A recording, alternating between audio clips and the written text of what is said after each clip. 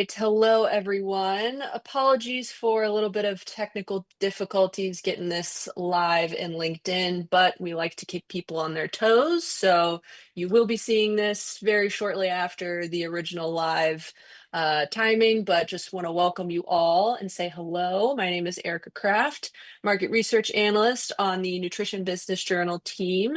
And I'm joined here with my colleague, Cassie Smith. Thank you so much, Cassie, for coming today to talk to me about sports nutrition and weight management. Thanks for joining. Of course. I'm psyched. Love sports Yeah, nutrition. heck yeah. I love it. That's the energy I need. I need energy, which is what we will be talking about in a moment. All Yeah. right. I had my coffee many hours ago. So, okay. With that, let's go ahead and get into it, gang. So, if you have attended one of these sessions before, you know that we like to start off kind of giving some foundation, some basics on, what we see and what we're talking about when we talk about the supplement industry. So just to kind of give some background, the US supplement industry reached about 69 billion in 2024 on about 5.2% growth. Now, the market that we're talking about today is almost like a Venn diagram to the US supplement market, right? So the sports nutrition weight management market, some key differentiators would be products like energy and hydration, as well as weight management pill supplements. So while there is a lot of overlap between the regular supplement industry and the sports nutrition weight management industry, there are some key differences. So just wanted to give some background on that. So now that you see that industry, so you can see here, sports nutrition weight management reached about 77.42 billion in 2024 on 10.8% growth, which is really impressive. 10.8% growth on such a large industry, I mean, is pretty gigantic. I mean, honestly, 5.2% for the supplement industry is pretty strong and pretty healthy. And we're like doubling that. I mean, I don't know about you, Cassie, but every year we just see such strong growth with this market. And I'm like, surely it's the last year. I think And that here we all the are. time. Yeah. But I think I mean, there's a lot of different answers to this. And I Yeah. think just the continual broadening of what sports nutrition is and what it encapsulates. And when we get to talk about energy drinks, I have like so many Mm-hmm. questions for you about like Mm-hmm. what categorizes an energy drink into the sports nutrition category? Mm-hmm. Like where's the line, or do they all kind of fall in there? And if we're putting them all in there, then like I don't think it's gonna stop growing. And then I also think and I read something really interesting about with this growth with GLP-1 users, now they're also turning to, it was in the report, sports nutrition products to help them with their sort of exercise and their maintenance of weight loss. So like if people are continuing to use GLP-1s, they're going to turn to sports nutrition for help. I mean, that's going to make it grow more. Totally. Yeah. And it's funny because I feel like people just keep talking about this. It's like, oh, sports nutrition and is really evolving from the average consumer, but it is evolving every year in a different way that I don't think there's no way to predict. I mean, no one could have predicted Ozempic and the amount of impacts that it's had on this industry. And even some people thought it was going to be, one way in terms of like more of that natural solution towards Ozempic, like almost that substitution. But now we're really seeing that shift into kind of these companion products to kind of help Mhm. those who are on it. And so it just keeps shifting. And Mhm. it really still is true that it's, you know, you still have your sports performance people in here. Let's just say that. A lot of people are saying, oh, it's kind of so, much more broader than that. But that still is the base and the core of this market. And I do think that that is another driving factor within this category is as more people think about aging and healthy aging, they're prioritizing working out and being strong. Do you feel like and I feel like that's true for every age group. What do you think? No, agree. I mean, one of the reasons I like sports nutrition so much as a category is because it's so science focused and like it's always on the top of, and I don't mean to feel, if you make a probiotic product, I'm sorry, I'm not like anti anything else, but like sports nutrition is always at the forefront of knowing like what's up with nutrition. And the more that like just take protein. 20 years ago, we didn't have the same conversation. We didn't have good tasting bars that had protein in them. We had like MetaRx bars that tasted like chalk and had 50 grams of protein in them that only bodybuilders were eating. And now Yeah. that we know how good it is for you, then we have all this space for other products with different flavor profiles and have different audiences. And I think that's just going to keep happening. The more we learn about good nutrition, which, and again, I'm biased, started with sports nutrition, the more that's going to bleed into all the other categories, yeah, healthy aging, microbiome. I think it's all. I mean, these categories are hard because they're all interconnected now. But yeah, No, you're totally right. And they keep becoming more interconnected, which makes it even harder to track. So it makes my job so much more fun. I think about that all the time. I'm like, where does this even fit? Yeah. Yeah, totally. And we'll get to the energy piece because that Yep. is a really good point. But yeah, so just talking about this whole market here, it's estimated to reach about 85 billion. Yes, I said that with a B, billion, next year, 2025, and increasing about 35 billion in the next 4 years, if you count, last year. And that's an incredible amount of growth, and truly it's just coming from all different directions with different people, different age groups for different reasons. Within this report, we really got into, obviously we do market sizing within this report. We tell you what's growing in each of these categories, as well as within the channels, and then within each channel what's growing well. So basically, aside from that, we also do consumer surveys in this report, which we'll get into in a few minutes here towards the end of the slide, but we're basically capturing consumer behavior around sports nutrition products. So we asked about 1,000 consumers, their attitudes and interests around different sports nutrition products, why they're taking them, where they buy them, where they learn about them, etc. As well as we did a survey on weight management, and we asked those who said we pre-screened or pre-targeted those who said they want to lose 10 pounds or more. So previously, when we've done this survey, it's been just asking those who buy any weight management supplement and then asking them a series of questions. But really, with this whole Ozempic era, there's so many people that just want to lose weight and they're turning to supplements as well, to whether that's going to help them lose the weight or, like you said, just trying to help them along their journey as they try to figure out, where it all falls into line for them. And so those questions are really interesting. But taking a step back, talking about the report here, we kind of just want to start off talking about what's the market look like within this industry. So that's what that pie chart is showing you. So obviously, a big chunk of this market, about 68%, is energy and hydration. That is crazy to me. I mean, I just like, and it keeps growing significantly. Rick wrote to in the report, I believe in 2020, it's the market share started around 59% and now it's reaching 70. Yep. So how does NBJ categorize, let's say, a sports energy beverage as Yeah. opposed to just a regular energy beverage? So within this market, we are actually capturing both. So we actually include Red Bull within this category. So I guess I'll make a distinction. We are capturing Red Bull, but we're not counting Monster. Does that make sense? So In- Red Bull, if you think about it, they actually do kind of target that sports market, BMXers, skiers, snowboarders, like they're kind of in that market a little bit, even though that's not typically how a lot of people see them. I'm happy to discuss that with anyone further to get into a debate about that. But Monster, right? Like that's pretty like in a different category, I would say. And that's that answer your no, question. like what about? Sorry, Okay, we don't need to go brand by brand here, do but I'm it. just No, curious do about it. Ghost. Ghost is so huge and ubiquitous now. Like, where do they live? I believe we count some of their sales. Yes, Okay, because they're like, I mean, they're in this protein powder well, space too, right? yeah, Like they're started as creeping a brand. more into this category. And so, I mean, it's just, and typically, historically, I should say, MBJ actually tracked energy and hydration together because there's so much overlap there too. And that's still the case, but we tried our best, to really separate them because while there are a lot of overlap and a lot of similarities, there's also a lot of differences. Um, so yeah, it's interesting to see the energy category. It's not the fastest growing, but still at 12% at almost 43% market share. That's a massive amount of growth. Well, and if you go into the store, like all you see is like cool new energy drinks to try.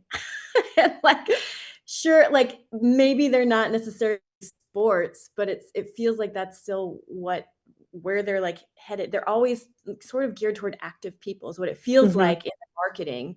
I don't know Yeah, that that's who's buying it, but like right. different types of caffeine seem to be popular kind of no matter what. Yeah, and I think a really good example of this too, Ghost is a good example, but kind of in a different way of thinking about it. I talk about Alani Nu all the time, but Alani Nu, it was kind of started as this like female founded brand that was like very much in the sports space. But now I go to every gas station and it's in every gas station. And I'm like, I don't know if this is a sports drink anymore. And like people are Yeah. drinking them like they are Celsius before they go to work. And it's like, what do we mean when we say sports? Like, I don't know. I don't know. And I also love in this category this sort of so it felt like sports nutrition sort of in general.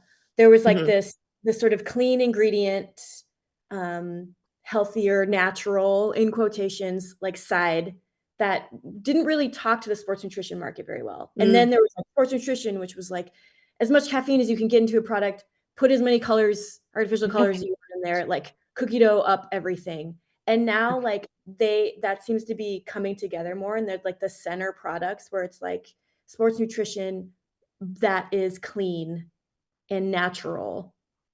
I'm saying hmm. these words because they're dangerous to say, but Hmm. that's interesting too. This like coming together of what feels like two different worlds into something that we recognize more people who are active also want products that aren't cherry red, which Right. which Right. which speaks to a lot of like what's happening politically or whatever what's happening in the market. But Sure. like that, I Totally. think there's also lots of opportunity there for Hmm. formulators to like if you're going to jump into the sports nutrition space, what if you do it with a clean ingredient wanting person in mind?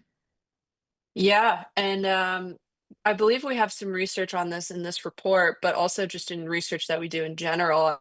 I mean, time and time again, millennials, when we ask like what top things are you looking for, whether it's sports nutrition or any supplement product, is clean and natural ingredients is coming up to their top three very consistently within the last year. And I don't have to sit here and tell everyone the increased buying power millennials are going to have, but like that's what they're looking for. And so they're going to put the money towards those type of products. And Alani Nu isn't perfect. They still use sucralose in their ingredients. Like it's not the best, but it's also they know it's better than maybe some of the other brands that are out there. So it's just a No, matter of yeah, yeah. tons of cool new and again I don't know if they're necessarily sports nutrition but like highball is just basically seltzer with Oh, caffeine in it. There's weird name though. yeah. There's lots of brands that are doing that now and that's personally what I would look for on the back and if Hmm. there's not 300 milligrams of caffeine in it that's Right. a Right. little much Yeah. for you girl. It's just a little much. All right. Well, we'll move on a little bit from Yeah. energy. I'm sure we could probably keep talking about this. And I know it's still, obviously, it's a huge growth category. Consumers are going to keep looking for it. And I'll talk in a little bit in the next slide, a little bit more about the sports nutrition energy side. So kind of like pre-workouts. Yep. Um, but I just want to touch on hydration, obviously, for a second. So it is technically the fastest growing when you look at that list there. Still has about 25% market share. And what's interesting that I wanted to point out here, obviously everyone knows people love hydration. It's not going anywhere anytime soon. Different, you know, formulas are being made. And what I think is interesting is I saw in Costco the other day, Liquid IV just did an Mhm. energy formulation. What do you think about that? You just throw some caffeine in there it's like perfect. Have you had it? I haven't no I did have it. I tried it in Costco. I think they like had the Okay. Did you little really? Oh, guy. that's so funny. It was I mean it's fine. Yeah. It's they all I don't know. All those they kind of Was all it zero sugar? I can't remember. I think isn't that their Yeah, I thing? don't know. Well, they have both. I don't buy. I only Yeah. buy the no sugar, but Okay. I also buy other brands too. But yeah, so anyways, I thought that was really interesting. And you're also starting to see like AG1 and Bloom, like they start with this like hero product and then they're going into other categories when they kind of want to get some, other market share in other categories. So interesting to see. But we also want to talk about, share the love a little bit, of course, talk about sports nutrition. So what do we mean when we say sports nutrition? This word just gets thrown out a lot when we talk about like lifestyle and then also a category and then also a market. So what do we mean by sports nutrition? This would be protein powders, pre-workouts, amino acids, your creatines, your collagen protein powder. So this is where all of those types of things live. But we also track, pills and gummies, of course. But a lot of the action that's happening in that category, of course, is within the powder section. And I'll get into that in a little bit as well. And then functional protein beverages. These are your RTD protein beverages, smaller market, around about 1.6 billion, I believe, in 2024 or 2025. And it's seen a little bit of turbulence over the last couple of years with COVID and everything, but I still think people are choosing these RTDs. And one thing that stuck out to me that was in the report, we did a market manifestation, and it was Premier Protein did an almond milk protein RTD. And I was like, huh, Yeah, wasn't expecting that. that's interesting. Was Yeah. it So was just it like, almond? Like, was it nut protein in it? no, it was it's actually a good question. I don't remember what the type of protein was, but it was almond milk. So it was Milk, like a right? a vegan RTD. So I'm assuming it would be a plant protein if they did the almond milk. That's Yeah, probably what it yeah, was. But yeah, so just these legacy brands are just trying new things and trying to get into other categories and trying to get onto that growth. So yeah. and then weight management meal supplements at about 6% growth, bars and gels, and then weight management pills. So, one thing I want to mention about weight management pills, 1.8% might seem super low, and it is. This category isn't seeing, amazing growth, like we talked about, given Ozempic. People aren't really searching for weight management pills to kind of replace Ozempic per se. But this category was in the negatives. NBJ, since NBJ has been tracking it back to the early 2010s. So, I mean, even 1.8% growth is interesting, but I don't, maybe I'm a little pessimistic about this category, but I don't see a whole lot of life getting breathed into it. We're estimating it to be around 2%. But what do you think here? I have a hard time too. I guess we'll see what. Again, I think if it's like companionable to GLP-1s, maybe, or if Mhm. people maybe because of GLP-1s, it has life because people are recognizing like there is a exogenous thing that can help them lose weight. And maybe if they can't Mhm. afford GLP-1s, like maybe they're like, maybe some of these supplements, it's a more natural or way to help me. I don't Mhm. know. But I imagine if it's okay to talk about weight loss now, which it seems to be in the market, and the scientific world is talking about like literally saying lose weight. Maybe now it's just like it's not so hush hush. You can Sure. pill to help yourself. It's interesting. I agree that I don't imagine it getting huge again. Um, Yeah. Yeah, especially I if you're think it's just one of those things where it's like it's not shrinking, but it's also not going to grow a lot either. yeah. So we will continue to monitor.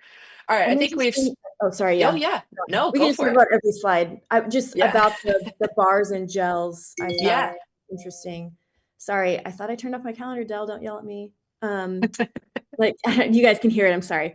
Uh, uh, bars I thought would be larger. I guess and I don't know Mm, historically if it's getting. I just like with GLP-1s or with this sort of like maybe meal replacement strategy or whatever. I just kind of thought that bars would have gotten bigger. you know what I think it is? I think it's people don't come for me when I say this. I think it's lacking like the innovation and the excitement that we've yet to see. Like Mm, honestly, I think, and I don't eat whey protein. I am very much a consumer in this market. So yes. I have a pretty Same, same. good pulse. I know you are too. I feel like we have a pretty good pulse on what's good.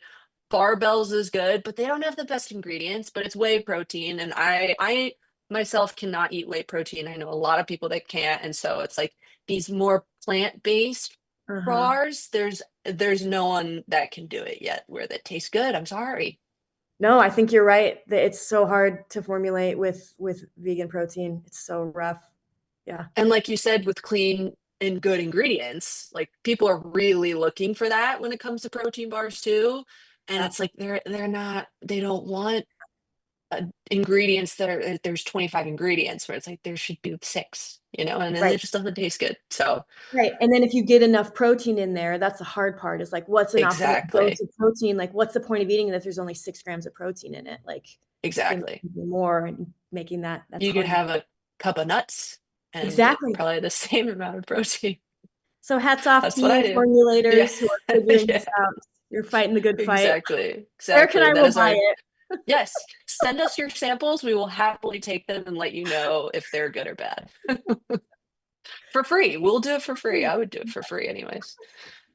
All Free right, I'm going to opinion. go on to the next slide here. So, market manifestations, for those of you who are not aware, these are not sponsored, these are not ads, these are basically products that the team goes throughout the year, and we basically pick brands and or products that are exemplifying a trend that's happening within this market or category. So, I want to talk about the caged pre-workout. I have sent this product to so many friends and family. I've sent it to so many people internally because it's come up organically talking about stimulant-free pre-workout. Have you heard a lot about this year, Cassie? Yes. I mean, I think the stimulant free, I've been in the sports nutrition world for a Yeah. long time. And this has been first I have to say, what a like change caged muscle supplements have been through since like they started. Yeah. It's just like such a revolution. It's crazy. Yeah. Um, but yes, I think the interesting thing from a formulation perspective is like nothing works quite like caffeine does, and nothing has the science behind it quite like caffeine does. But I love that people are trying to figure out a way to Mm, help people have more energy because there are so many people that are sensitive to it, and to get enough caffeine into your product that you can actually feel it sometimes makes breathing hard or like running or doing anything that increases your heart rate harder because it's already up from the caffeine. So I love that. I love the innovation in this space. I think it's awesome, and I think it's just going to keep getting better. yeah. We keep seeing, I mean, other products, right? And other brands, people are doing clean energy, like Ancient Nutrition just launched that. I believe it was this year or last year. And more products are coming out with these like clean energies where it's like you said earlier, I don't need 300 milligrams of caffeine to like get me to do what I need to do. Like I just need a little bit to get me there. And yeah, so, and I have a lot of people that I know that are like, I just want something that's good. So, anyways, I think that product's really interesting. I think No, we'll I do. start to I see like, that a lot more. especially people who work out or need it if they want to take a pre-workout, if they want to work out at 4 p.m. or 6 p.m. Like you don't want caffeine at 6 p.m. You need something. Exactly. And Yeah. so I take it and I work out very early in the morning, and I don't want a hit of caffeine right when I start my day either. I'm trying to give my body enough time to like wake up, and I'm not trying to douse it with caffeine in the morning. So, yeah. Call me No, and crazy. but no, I agree. And I think what's also interesting about caffeine in pre-workouts is how much caffeine is studied, like in these clinical studies, and the caffeine they're giving these athletes to do these clinical Mm, studies is nowhere near 300. It's like 70 interesting. maybe. So it's just crazy how, and I think this is very American. They're like, more is better. And so I just, it's crazy how much the body does actually need for that increase in cognitive or physical performance is vastly different from like what formulators are putting in. But again, that also is tying to like what does a consumer want? And the consumer, like, they don't know what the clinical studies say. They don't care. They want like, I'm gonna feel jacked now. Yeah, I did not know that. I didn't know that most of the studies it was studying around 70 milligrams I of a mean, don't quote serving. me, but it's definitely not. It's Well, nowhere in the yes, hundreds. Yeah, sure, very sure. interesting. Yeah, I do like this. Yeah, go ahead. no, I didn't know that. And you're right. I'm sure it's just but consumers also probably are looking at a nutrition facts panel or a supplement facts panel and they're like, oh, well, if it's more caffeine, that must mean that it's better. So it's both sides, you know? Right, exactly. Yeah. And I also do like how sports nutrition, because for a long time, the like energy blends, Mm, they just like, didn't give up how much of whatever was in there. So it's nice now that you can actually parse out right. the amount of caffeine that's in there. And I Yeah. did want to talk about this creatine plus probiotics Yeah. product because that's Let's talk really about it. interesting. Yeah. Because I know creatine's taken over the world, which is great, and it should have been a long time ago, IMO. But like I love this creatine plus idea. Potentially interesting too, because some people feel some gut discomfort taking creatine, and I wonder Interesting. that would help. Yeah. Yeah, I think I completely agree. I think it's awesome. I have people, I was in the nail salon the other day, and the lady I was talking to was like, I told her what I do for work, and she's like, so tell me about creatine. I was like, oh, I said, Girls. how much time do you have? And I was like, I'm like, this is great. Like normal people are like asking about it, and like you would never imagine that someone that, and she didn't work out, and she's like, I don't know, I've heard that it's good for me, like I've been told that like I shouldn't take it if I'm not working out. I'm like, don't listen to those Yeah. people. I'm like, just take it. But I agree. I think that that will help differentiate brands and products in this space where they're doing it plus something, whether it's an ingredient or Yep. they're putting other ingredients and targeting a condition, something like that. No, it's really cool. And like it's really interesting too with creatine is the difference in dosage depending on like what you want to take it for. Because Hmm. the mental acuity stuff, the dosage is a lot higher. Hmm. That's just interesting too. The more we learn about that, and the more we learn about how people can handle taking 10 um, milligrams, grams of creatine. Mm. 10 grams seems like way I too think it's much. grams. Yeah. Grams? Yeah. Okay. Everything Um, else is milligrams, though, so I okay, think for that's where creatine. you're getting the confusion from. I just need to get mine out of You the need to go take some, yeah. cabinet and see what it says. But yeah, it's just going to be interesting to see what people can handle taking and what where we go from there. And I am also it is cool too that we have the the technology now to figure out because we used to be have like it used to not be easy to have creatine in an RTD. And we're figuring Mm-hmm. out how to do that now. And I just like I wonder if this is kind of the direction we're going to move, kind of like protein, like we move from a powder into an RTD. And I just kind of think that Interesting. might be a trend there. Yeah, I would love to keep a pulse on that because I've heard conflicting views about creatine being stable in a water, but it sounds like I'm sure someone could figure They're it working out, on it. but Yeah. Yeah. yeah, okay. I'm not a science person, but I believe it. I could be sold. I could be so. Yeah. All right, great. Two more things I want to talk about before we move on. So, just real quick, the Herbalife, say what you want. It's an MLM brand. I think we all know MLMs aren't doing the best in the US, but it's doing great internationally. So I just felt like, I wanted to touch on this brand. They are a staple in this category. And so what I thought was interesting though was this product, it's the Rebuild Strength Recovery Formula.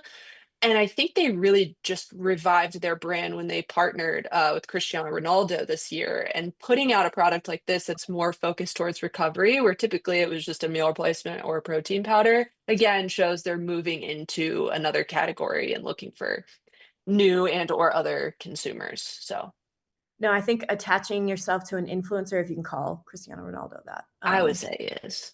I mean, that's a nice looking guy. It's a Like very whatever you nice say, looking man. fella. Uh, Yep.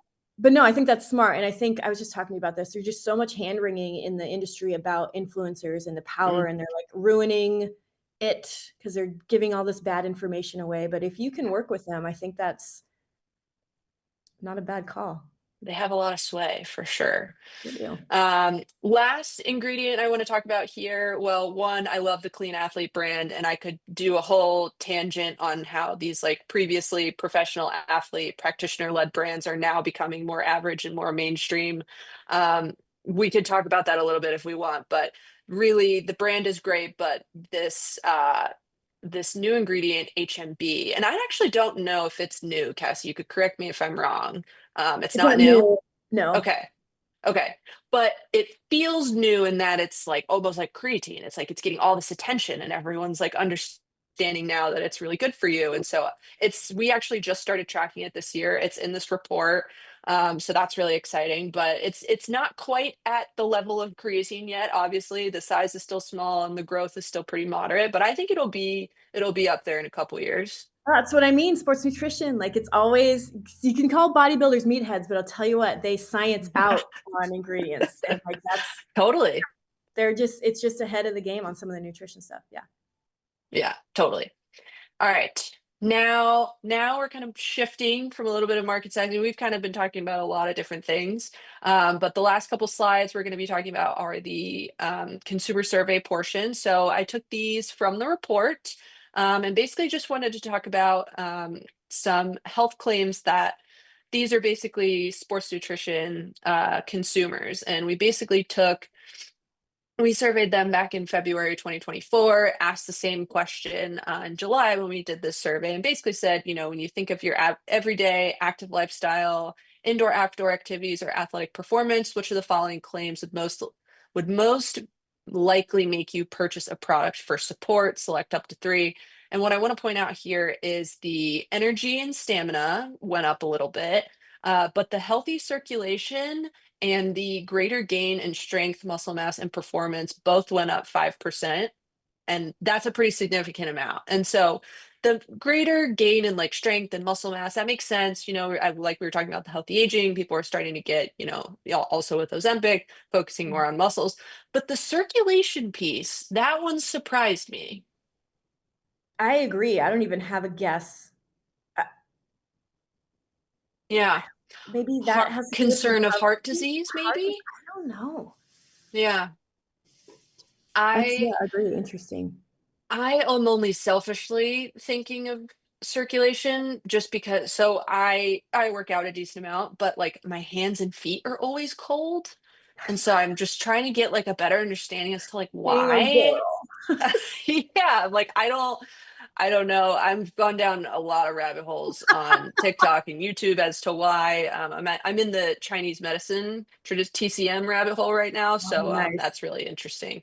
But anyways, so I thought the circulation piece was interesting, and maybe just like overall general health, or yeah. So that, and then joint support also went up, and then less fatigue during training also went up. So very interesting to see year over year, to see the changes and what people are looking for. Yeah, it seems I'll go most back. went up. Yeah. Yeah, for the Mm, most part. It's actually interesting. Lose or reduce fat went down one, but that's, I mean, I wouldn't that could say be, that's yeah, super significant, you yeah.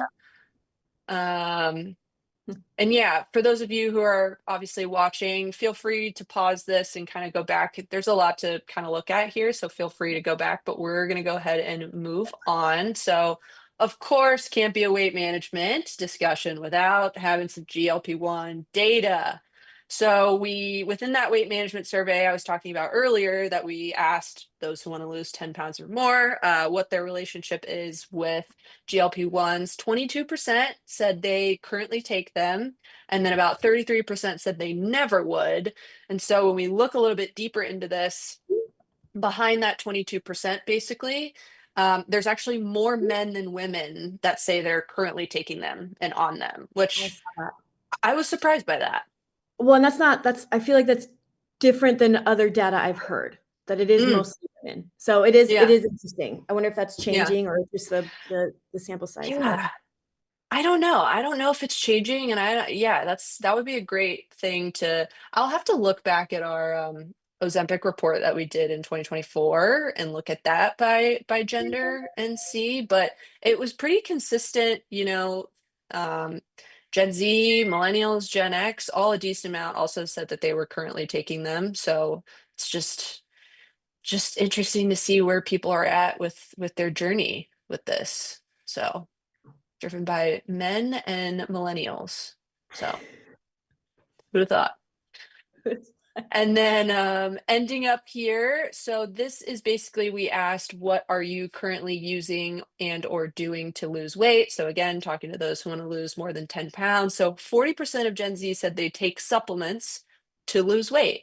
Also thought that that was very interesting, and that felt pretty high. Obviously, it's the highest among any of these generations. And so if I I wonder had what like a pill yeah, or protein. I don't It's just interesting. that's a great follow-up question. I would love to reach back out to those people and say, what are you taking? Is it to Yeah, lose weight, or is it I mean, it says to lose weight, but is it like how much weight are we talking? right. So, but yeah, so encouraging numbers. So within this weight management space, of course, we have those meal replacements. We also have the pills.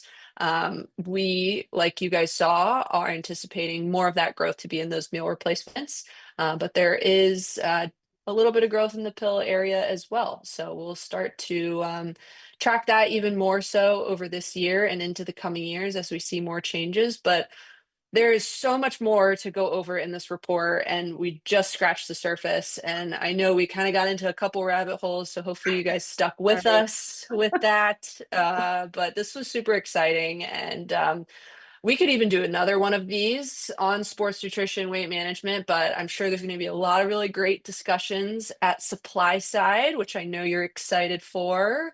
Do we have any sessions going on about sports nutrition or weight Do management? we? We do. I'm moderating it. Yes. All A sports right. nutrition session. It's Tuesday afternoon. Awesome. I know. I'm so excited for it. We're going to talk about some cool new ingredients. Scott Dicker from Spins is going to Nice. give us some data, which probably be very similar to this. Yeah. Yeah, it's going to be great. I'm excited. Well, I feel very lucky that we got to have you here. We had the woman who will be doing that session. We had her here You're doing today for push-ups on a stage. guest appearance. Yeah. Well, then I Well, will thanks for not be having me. going because This was super I fun. cannot Yeah. do push-ups. No, my goal this year is to do a pull-up. That is Nice. my goal. It's a good I goal. just started to do the negative. Um, Doing and my those. lats are still sore. That was 3 days ago. So, all Good. right. Thank you all for joining us. Thank you guys so much. And if you guys have any questions, feel free to reach out to myself or to Cassie on LinkedIn, and we'd be happy to further the conversation. But thank you all and hope you enjoy the rest of your day. Thanks, Cassie, for joining. Thanks, Erica.